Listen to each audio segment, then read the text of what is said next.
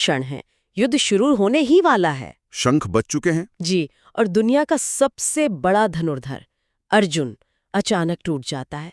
वो अपना गांडीव नीचे रख देता है और कहता है, मैं नहीं लड़ूंगा। और आज हम यही समझने की कोशिश करने वाले हैं कि कृष्ण ने इस लगभग हारी हुई बाजी को पलटा कैसे। उन्होंने अर्जुन की इस गहरी निराशा का, इस दुविधा का समाधान कैसे किया। वो क्या तर्क थे, वो क्या दर्शन था जिसने एक टूटे हुए योद्धा को फिर से खड़ा कर दिया। चलिए इस संवाद की गहराई में उतरते हैं। बिल्कुल। तो सबसे पहले मुझे लगता है अर्जुन की हालत को समझना बहुत जरूरी है। जी। वो कृष्ण से कहते हैं कि मेरा रथ दोनों सेनाओं के बीच में ले चलो, मैं देखना चाहता हूं कि मुझे किन लोगों से लड़ना है। और जैसे ही कृष्ण रथ को ठीक बीच में खड़ा करते हैं, भीष्म पितामह और गुरु द्रोणाचार्य के सामने, अर्जुन का पूरा आत्मविश्वास मतलब बिखर जाता है। हाँ, वीडियो में भी ये बहुत अच्छे से दिखाया है कि उनके हाथ कांपने लगते हैं, गला सूख जाता है। वो कहते हैं कि हे कृष्ण, अपने ही कुल के लोगों को युद्ध में मारने के लिए तैयार देखकर मेरे अंग शिथिल हुए जा रहे हैं। और उनके जो तर्क हैं वो अगर किसी भी आम इंसान के नजरिए से देखें तो बिल्कुल सही लगते हैं। बिल्कुल सही लगते हैं। वो कहते हैं कि जिस पितामह ने उंगली पकड़कर चलना सिखाया, मैं उन्हीं पर बाण कैसे चला सकता हूँ। जिस गुरु ने मुझे सब कुछ सिखाया, हाँ, ऐसे राज्य का क्या फायदा जो अपनों की खून से सना हो। ये सिर्फ भावनाओं का उबाल नहीं है, ये बहुत गहरे तर्क हैं। वो कहते हैं कि मुझे विजय नहीं चाहिए, राज्य नहीं चाहिए, सुख नहीं चाहिए। इन सबको मार कर जीने से तो अच्छा है कि मैं भिक्षा मांग कर जी लूं। ये एक बहुत ही मानवीय दुविधा है। और वो बात को सिर्फ व्यक्तिगत दुख तक ही नहीं रखते, वो एक बड़े सामाजिक विनाश की तस्वीर भी खींचते हैं। हाँ, ये बहुत महत्वपूर्ण पॉइंट है। वो कुल क्षय और वर्ण संकर जैसे शब्दों का इस्तेमाल करते हैं। इसका क्या मतलब है? देखिए, ये अर्जुन के संकट को और गहरा बनाता है। वो सिर्फ ये नहीं कह रहे हैं कि मेरे रिश्तेदार मर जाएंगे। वो कह रहे हैं कि इस युद्ध से पूरे कुल का नाश हो जाएगा। जब कुल के पुरुष मारे जाएंगे तो कुल के जो सनातन धर्म है वो नष्ट हो जाएंगे। अच्छा। और जब धर्म का नाश होगा तो कुल की स्त्रियां दूषित हो जाएंगी और इससे वर्ण संकर संतानें पैदा होंगी। तो ये एक सामाजिक पतन का डर है। तो ये व्यक्तिगत शोक से कहीं बढ़कर है, ये एक पूरी सभ्यता के विनाश का डर है। बिल्कुल। वो मानते हैं कि इससे उनके पितरों का भी पतन होगा। ये बात मुझे हमेशा हैरान करती है। अर्जुन इतना बड़ा संकट बता रहे हैं, इतनी गहरी पीड़ा, और कृष्ण उन्हें कोई दिलासा नहीं देते। नहीं, कोई सांत्वना नहीं, बल्कि वो उन्हें सीधे सीधे डांट लगा देते हैं। हाँ, ये बहुत अप्रत्याशित लगता है ना। कृष्ण उनकी बातों को सुनकर कहते हैं, अर्जुन, इस मुश्किल घड़ी में तुम्हें ये कायरता कहाँ से सूझी? कायरता? हाँ, वो सीधे सीधे क्लेब्यम मस्मगमा पार्था कहते हैं, जिसका मतलब है नपुंसकता को प्राप्त मत हो। लेकिन क्या ये थोड़ा ज्यादा कठोर नहीं है? मतलब अर्जुन कायर या नपुंसक तो नहीं थे, वो तो अपने परिवार को लेकर चिंतित हैं, जो एक बहुत स्वाभाविक भावना है। बहुत अच्छा सवाल है, और अगर सतही तौर पे देखें तो ये कठोर लगता भी है। लेकिन यहाँ कृष्ण एक तरह से एक मनोवैज्ञानिक की तरह काम कर रहे हैं। अच्छा।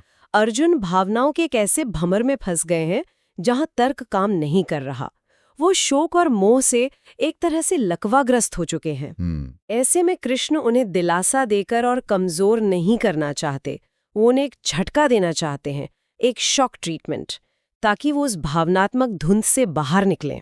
मतलब उनके क्षत्रिय स्वाभिमान को झकझोर रहे हैं। बिल्कुल। उनकी पहचान को। और वो सिर्फ झिड़कते ही नहीं है, वो उन्हें सच का आईना भी दिखाते हैं। जी। वो द्रौपदी के अपमान वाली घटना याद दिलाते हैं। ये एक बहुत ही शक्तिशाली पल है। बहुत ज्यादा। कृष्ण कहते हैं, जब तुम्हारी पत्नी का अपमान हो रहा था तब कहाँ गया था तुम्हारा ये प्रेम?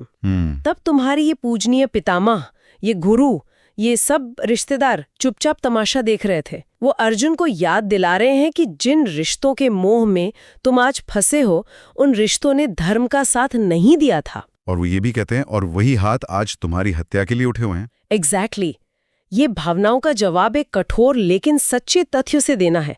वो कह रहे हैं कि तुम्हारा कर्तव्य तुम्हारे व्यक्तिगत मोह से कहीं ज्यादा बड़ा है। तो पहले कृष्ण ने उन्हें कर्तव्य की याद दिलाई, क्षत्रिय धर्म की, कहा कि बदनामी मौत से भी बदतर होती है। लेकिन लगता है ये काफी नहीं था। नहीं, अर्जुन शायद अभी भी पूरी तरह तैयार नहीं हुए थे। तो फिर कृष्ण बात को किस दिशा में ले जाते हैं? यहीं से ये संवाद एक बिल्कुल अलग और बहुत गहरे दार्शनिक स्तर पे पहुंच जाता है। अच्छा। जब कर्तव्य और सामाजिक तर्क अर्जुन के मन का समाधान नहीं कर पाते, तब कृष्ण समस्या की जड़ पर ही प्रहार करते हैं। अर्जुन का सबसे बड़ा डर है मारना और मरना। हाँ, मृत्यु का भय। तो कृष्ण उसी भय को ही खत्म करने की बात करते हैं। वो आत्मा की अमरता का रहस्य बताते हैं। और यहीं पर वो श्लोक आता है जो शायद गीता का सबसे प्रसिद्ध श्लोक है, नैनम छिन्दन्ति शस्त्राणि नैनम दहति पावकः न चैनम क्लेदयन्ति आपो न शोषयति मारुतः। हाँ, कृष्ण कहते हैं कि तुम व्यर्थ ही शोक कर रहे हो। तुम जिन्हें मारने की बात कर रहे हो वो वास्तव में कभी मर ही नहीं सकते। और जिसे तुम मारने वाला समझ रहे हो, यानी खुद को, तुम भी कभी नहीं मर सकते। जिससे तुम मारोगे वो केवल शरीर है, आत्मा तो अविनाशी है। उसे न हथियार काट सकते हैं, ना आग जला सकती, ना पानी गीला कर सकता और ना ही हवा सुखा सकती। ये समझने में तो बहुत गहरा दर्शन है। लेकिन मैं ये सोचता हूँ कि उस क्षण में, उस युद्ध के मैदान में, ये बातें थोड़ी किताबी एब्स्ट्रैक्ट नहीं लगते? ये एक बहुत महत्वपूर्ण सवाल है। कृष्ण यहाँ कोई फिलॉसफी की क्लास नहीं ले रहे। अब वो एक मनोवैज्ञानिक सर्जरी कर रहे हैं। अर्जुन का पूरा दुख इस धारणा पर टिका है कि मैं इन लोगों को मार दूंगा और ये खत्म हो जाएंगे। सही बात है। कृष्ण इस धारणा की बुनियाद पर ही हमला कर रहे हैं। वो एक बिल्कुल नया नजरिया दे रहे हैं, एक रैडिकल रिफ्रेम।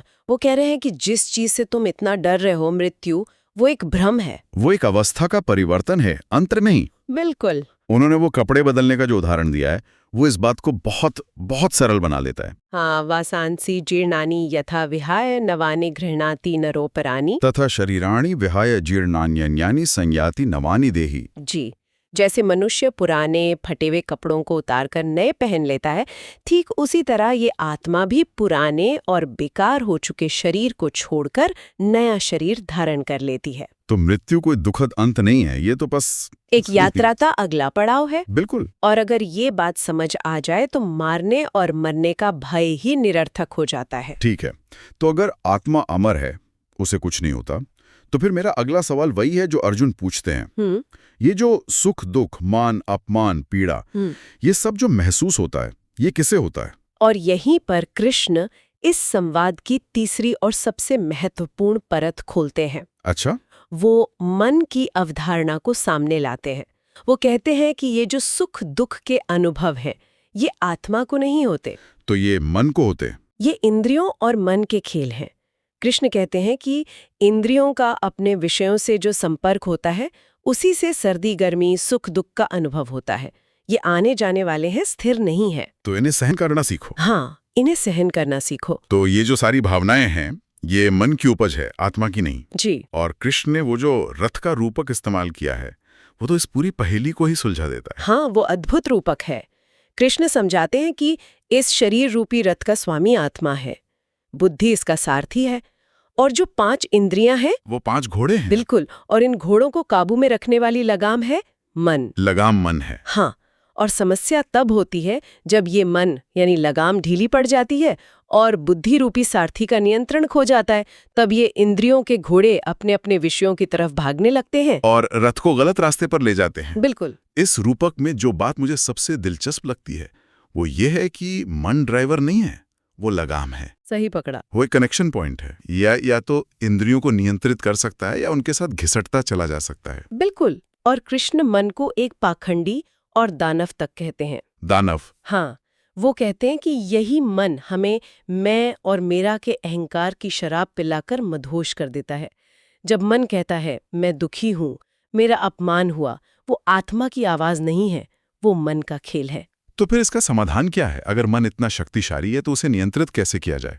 कृष्ण का अंतिम और सबसे शक्तिशाली उपदेश यही है। वो कहते हैं, इस मन के दानव को अपना स्वामी मत बनने दो। तुम इसके स्वामी बनो, इसे अपना दास बना लो। सारी लड़ाई इसी मन को जीतने की है। जब तुम समझ जाते हो कि तुम शरीर नहीं बल्कि अमर आत्मा हो और ये सुख दुख सिर्फ मन के अस्थायी खेल हैं, तो तुम इनसे ऊपर उठ जाते हो। तो हम एक योद्धा के भावनात्मक संकट से शुरू हुए, फिर आत्मा की अमरता के दर्शन तक पहुंचे और आखिर में ये पूरी बात मन को नियंत्रित करने की एक व्यवहारिक लड़ाई पर आकर टिक गई। बिल्कुल। कृष्ण अर्जुन को सिर्फ भारी दुश्मनों से लड़ने के लिए नहीं कह रहे थे। बिल्कुल नहीं। वो असल में अर्जुन को उनके अंदर बैठे दुश्मनों से लड़ने के लिए तैयार कर रहे थे। शोक, मोह, भय, अहंकार। कुरुक्षेत्र का युद्ध तो एक बाहरी मैदान है। असली युद्ध तो हर इंसान के अंदर, उसके मन में लड़ा जाता है। कृष्ण अर्जुन को यही समझा रहे हैं कि जब तुम अपने मन के स्वामी बन जाओगे, तब तुम भारी परिस्थितियों के दास नहीं रहोगे। जी, तब तुम सही और गलत का फैसला भावनाओं के आधार पर नहीं, बल्कि धर्म और कर्तव्य के आधार पर करोगे। इस पूरी बातचीत से एक विचार मेरे मन में रह जाता है।